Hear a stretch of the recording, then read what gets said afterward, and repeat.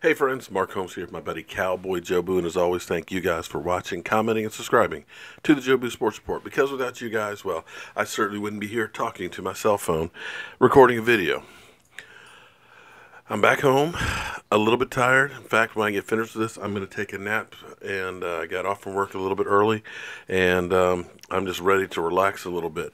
I have literally been going 100 miles an hour for the last week straight and haven't had more than about 4 or 5 hours sleep a night. So forgive me if my speech is a little slurred or if I seem a little tired or whatever. It's just trying to do as much good stuff in the world before I go away from here. As I always say, I'll rest when I'm dead. Now, my thoughts and prayers go out to all the people in Charlottesville. The 19 people who were injured and the person that was killed in senseless violence. You know, I always say I'm old. And I don't say it to be negative. I actually say it because I'm very proud of being old. There's a lot of people who I know that aren't still here that would have been my age or older. So I've been blessed to have been here for 51 plus years. And unfortunately,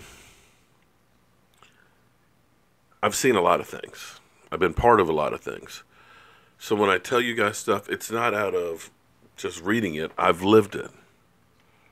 When I was born, a black person and a white person couldn't marry in the state of Virginia here. My elementary school class, I was the first class to integrate. If I had $1 for every time I was called nigger, I could quit my day job. I've lived through racism. I understand it. But I don't let that change me. I don't judge a group of people, say, oh, all white people are this or all black people are that.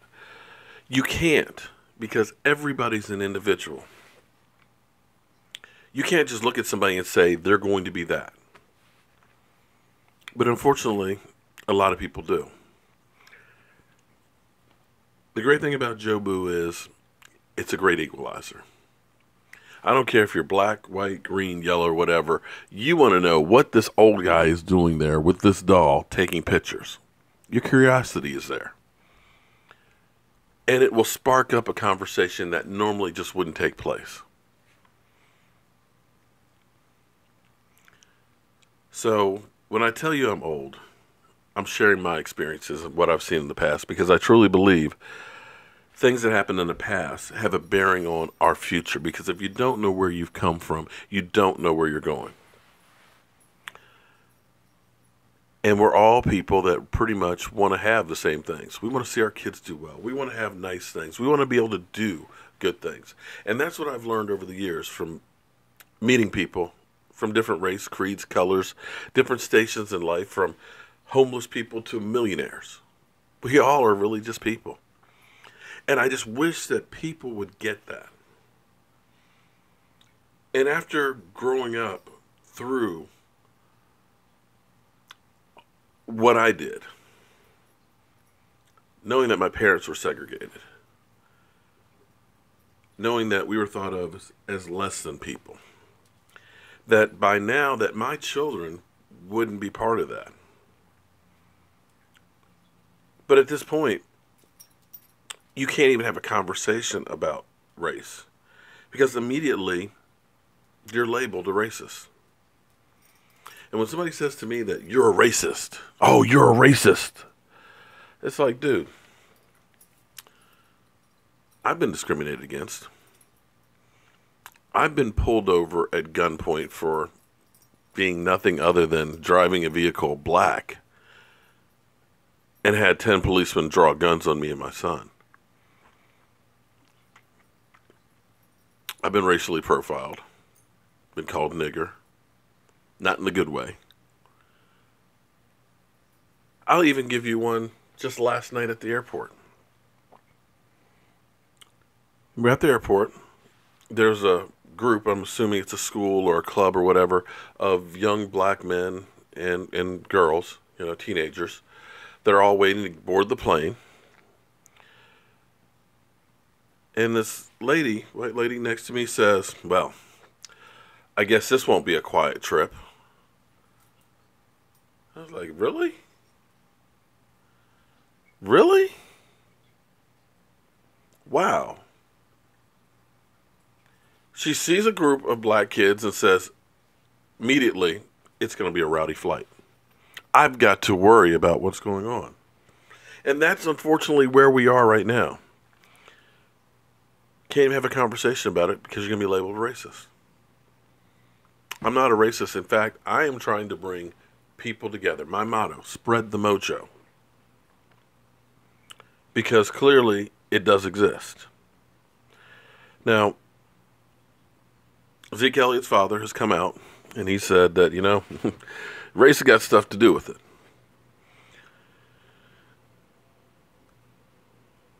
I know this. I know there's a lot of people who've been on death row or have been locked up, falsely accused. I don't know what happened between Zeke and his ex-girlfriend. And apparently the police couldn't figure it out either. Because it all boils down to he said, she said. She said, he beat me, and that's where I got these bruises. He said, she didn't.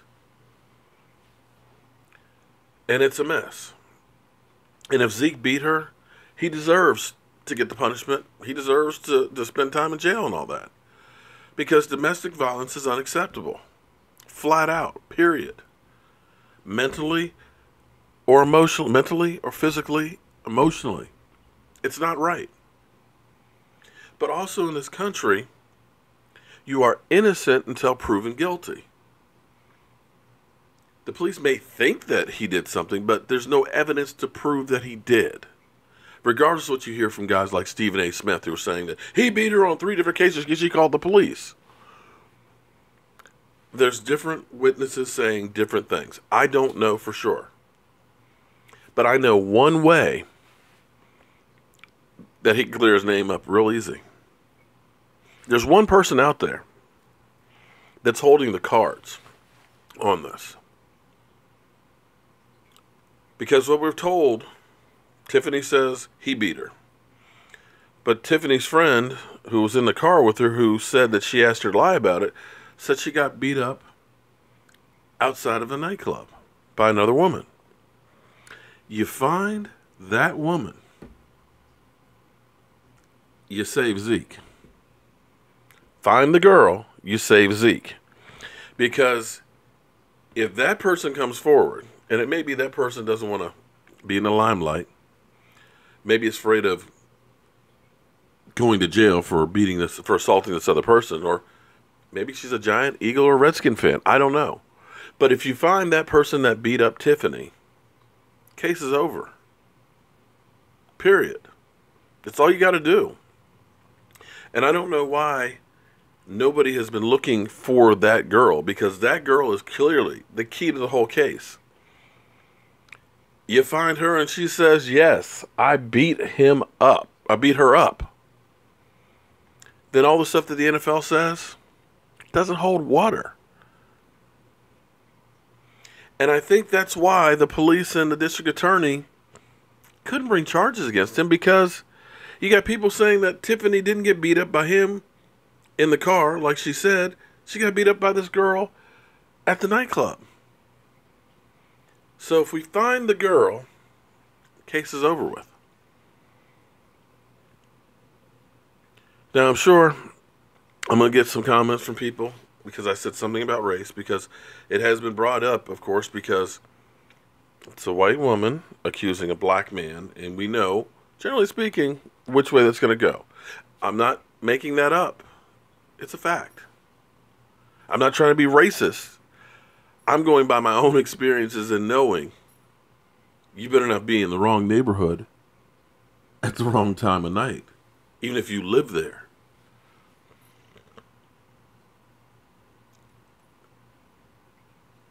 And it's sad that here it is, 2017, that 50 years later, we're still doing the same battles. In the end, We're all Americans. This is all of our country.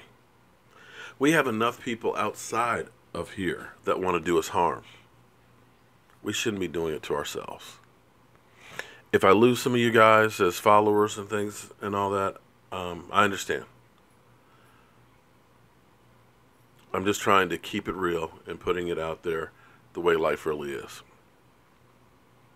I wish it were different. I wish we didn't have to have conversations about race. I'm fearful for this country and where we're headed.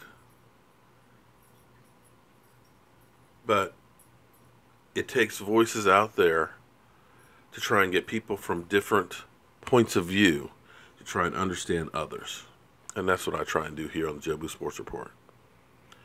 So I'll see you guys tonight, live streaming, or maybe I won't see you guys anymore. I don't know. But I'm Mark Holmes. This is Cowboy Jobu, and we're going to try and keep spreading the mojo. Hope you guys are having a great day.